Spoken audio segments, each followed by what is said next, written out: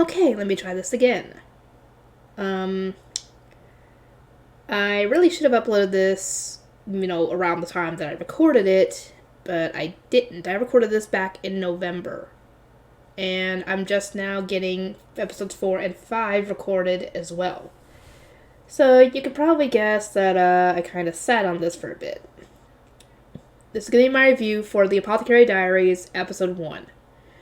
And while I was watching this episode for the first time, I had not started the light novel yet, so I had assumed that Jinshi was the Emperor. I assumed he had to be, because we had not seen the Emperor, and he was the only male who could possibly have even passed for the Emperor, I guess, if I want to put it that way, considering, his ability to charm women, because I knew he couldn't have been a eunuch. I mean, like Mao Mao said, that would have been a waste of quite a handsome specimen, essentially, to make him a eunuch.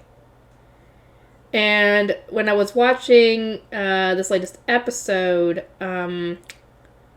yeah, I don't think he's a eunuch, considering how muscular he is when it comes to abs. Because I'm sure that he wouldn't have been able to get those kinds of muscles by being a eunuch with no testosterone coming in, So I figured he had to obviously not be a eunuch. I know who he is. I mean, I had a little bit of a hint during the garden party part of the light novel, so I kind of already had an idea about that. So, yeah, poor Mama gets kidnapped and sold into the rear palace of the Emperor as a serving girl. Serving girl, maid, whatever you want to call them. And she's trying to obviously, not stick out, because the last thing she wants is to be seen by the Emperor and made into a concubine, which is what she was trying to avoid back at the Verdigris house. And, I don't know why she thought freckles were ugly, because freckles aren't ugly. Freckles can be quite lovely, especially on men or women, essentially. And, we've got a bit of a problem going on right now, because the Emperor has had 2 kids, a son and a daughter, and they are both sick. And the mother of his son, Consort Liwa, is also sick. And I can't remember if Consort Gyokyo was sick too, or if it was just her daughter. But after seeing how they were and hearing about the symptoms and everything, she had an idea of what it was. So she tried to warn the 2 women on what to do to avoid, anything else happening to their kids. And Consort Liwa just knocked the flower off the railing, not even bothering to even look at it or see what it was. But thankfully, Consort Gyokyo saw this. He did the warning on the ribbon that was wrapped around the flower, and even tried to warn Consort Liwa of this. Didn't work, but her daughter survived. Sadly, the prince did not.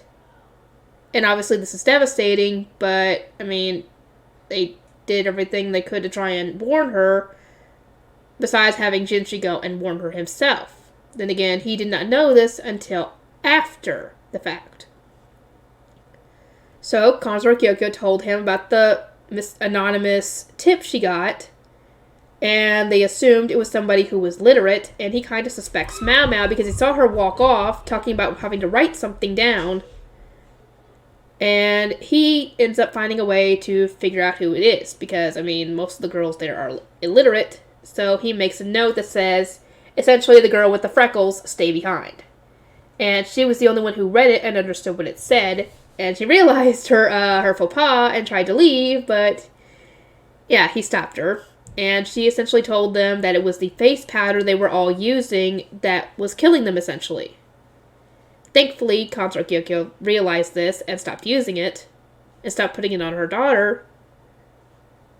But Consort Liwa did not.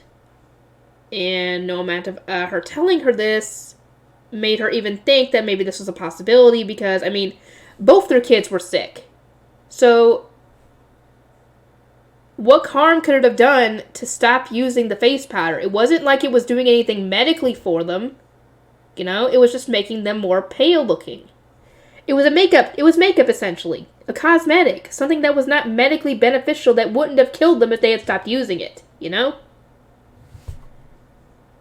So, I don't get why she didn't even try to stop using it for a little bit just to see if she had a point. But, I mean, I guess she had her pride, and she was not listening. She was stubborn. And because of this, her child died. And because of this, they asked Mao Mao to be Consort Gyokyo's next lady in waiting. So essentially she'll now have 5 ladies in waiting at this point, because she's already got 4.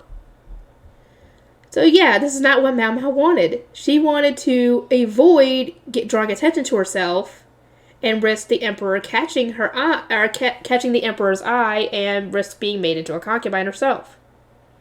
So this is exactly the opposite of what she wanted. Essentially, she just wanted to stay under the radar and work out her 2-year sentence and get the heck out of there. But nope. Nope. This is the opposite. And, yeah. When I was watching this, I didn't realize that Jinshi's voice actor is the same voice actor that does, Gojo from Jujutsu Kaisen. And I didn't actually realize this until I was actually looking at some of the comments of the episodes. Like, holy cow. He actually was, but I wasn't simping over it like other people were.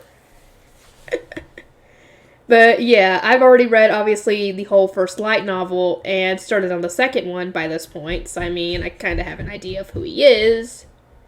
Though, at the time, when I was reading it, I still had no clue. Anyway, hope you guys enjoy it, and I'll see you guys in the next one.